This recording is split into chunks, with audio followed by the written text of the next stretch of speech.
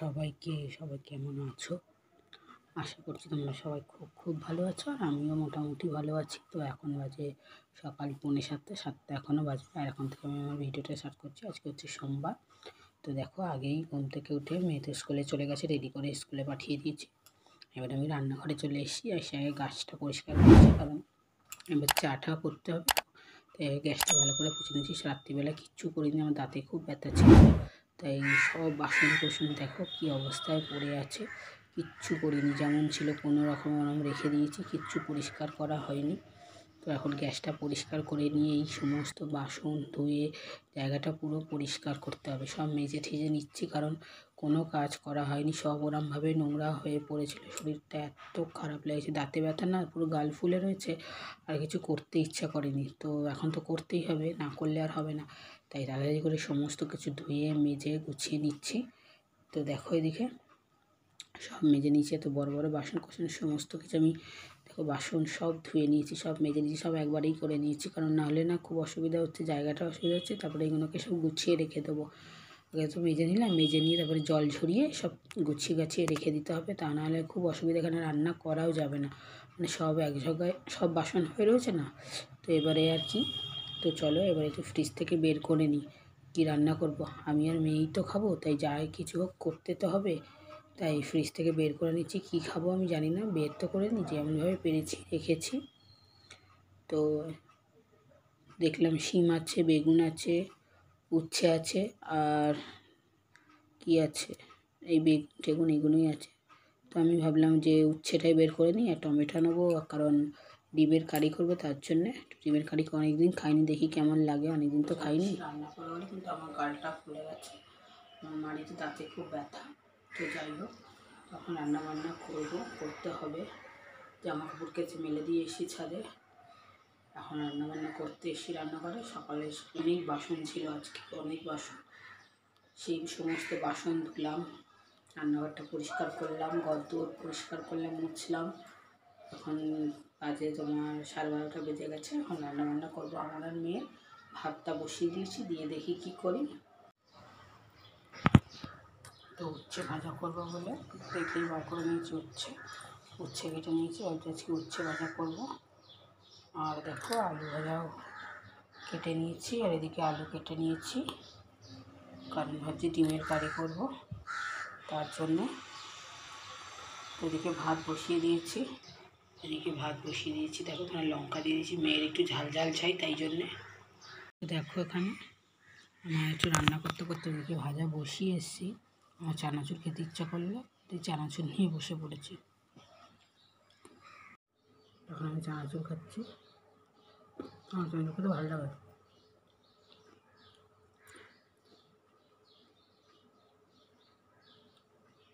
আলু ভাজাটা হচ্ছে, ওদিকে হোক আলু ভাজা।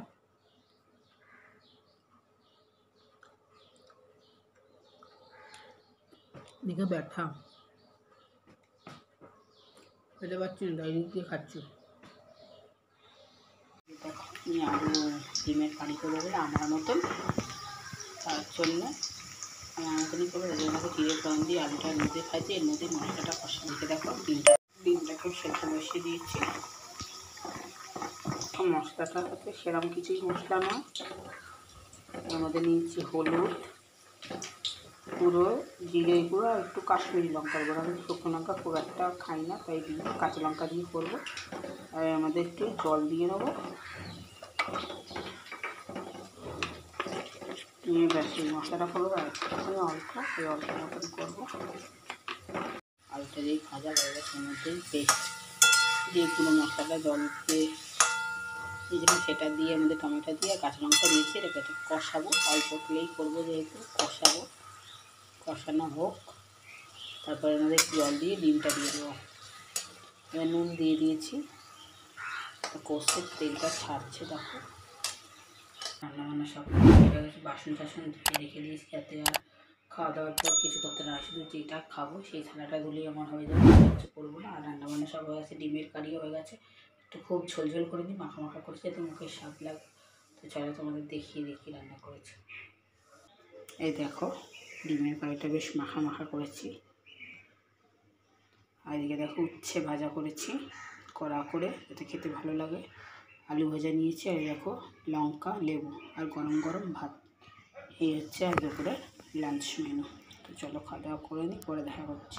ছাদে আসলাম এখন একটু জামা কাপড় তুলতে। জামা কাপড় তোলা হয়ে গেছে।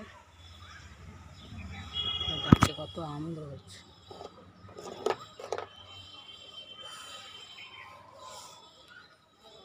প্রচুর আম ধরেছে গাছে, অনেক বড় বড় হয়ে গেছে। আর ছাদে আসতে বিকেলবেলাটা বেশ ভালোও লাগে, তাই ছাদে আসি একটু বসলাম, ভালো লাগে।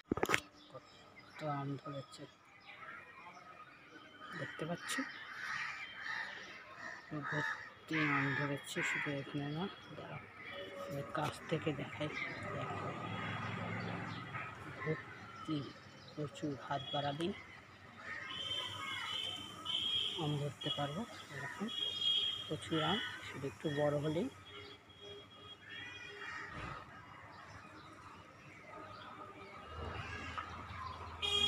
এই গাছটা প্রচুর আম ধরেছে। চা করে নিচ্ছি।